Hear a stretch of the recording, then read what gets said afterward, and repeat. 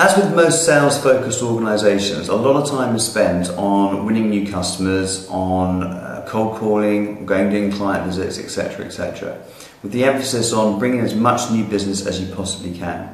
And that's fine, but the issue is that if you spend too much time focusing on bringing in new business, sometimes we forget about our existing customers that we are currently working with. Now, the trouble with that is that if we don't deliver a great service to our existing customers, then they will tell other people about us in a negative way, and they won't give us any more business, which is crazy if you think about it. Because if we do deliver a great service to our customers, a couple of things happen. Number one, it reduces your sales and marketing costs. I don't know if you knew this, but a new customer is at least 5 times more expensive typically to work with than an existing customer. That's a lot of money if you think about it.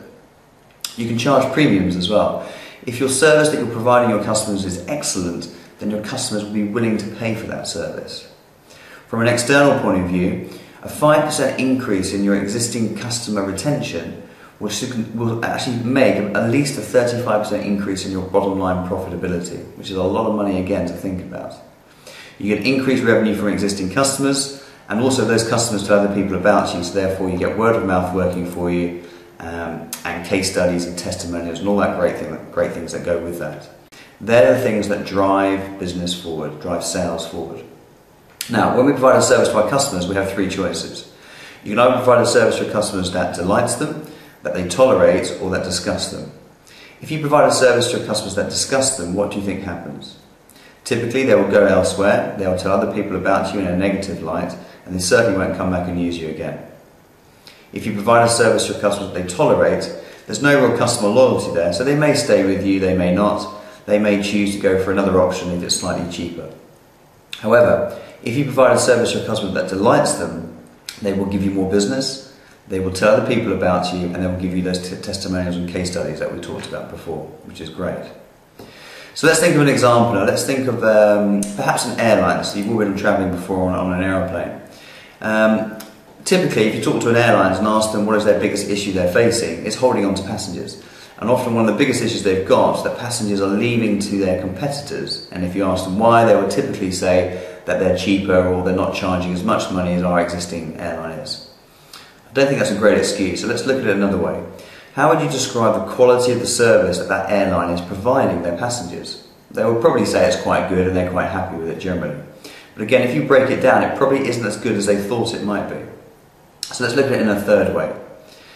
If you were to take an airline and you were to ask them what maybe 5 key words or phrases you would like every single one of your passengers to be saying about you as an airline every single time they got off your airplane after they've been flying with you to Australia or back from Europe.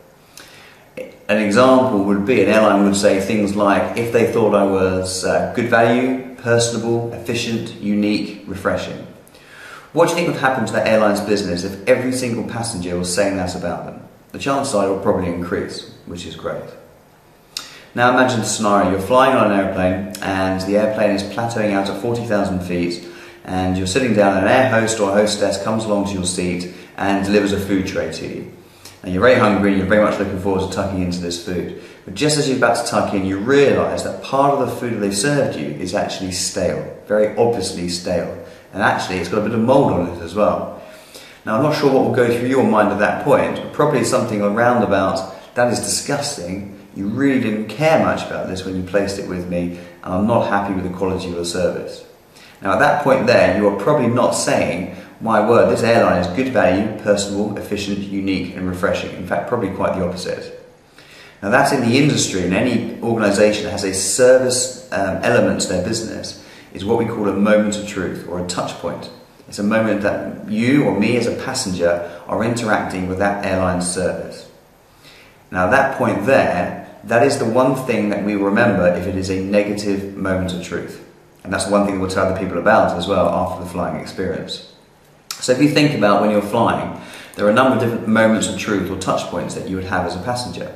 Potentially when you're buying your tickets, when you're checking in, when you're boarding the aeroplane, the in-flight entertainment, the food and beverages, the hostesses and the hosts, the pilots, the landing procedure, baggage collection, etc., etc. These are all moments of truth, moments where you as a passenger are interacting with that airline service.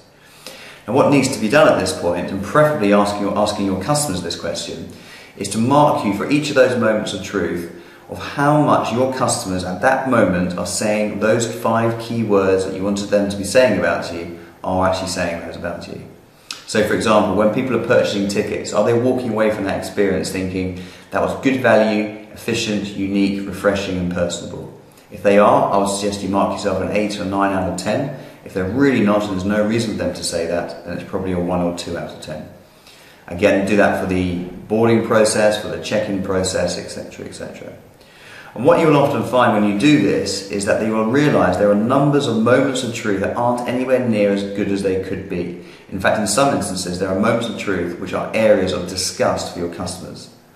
And whether the service you provide generally to your customers is great, if that one moment of truth is an area of disgust or even toleration, that is the one thing that your customers will be thinking about, it is the one thing that your customers will be talking about with other people.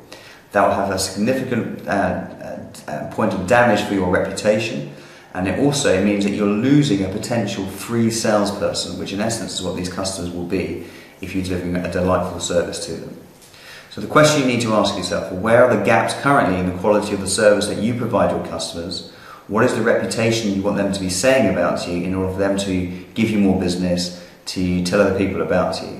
And then what are you going to do at each of those moments of truth to ensure that your reputation is that of the words that you're looking for?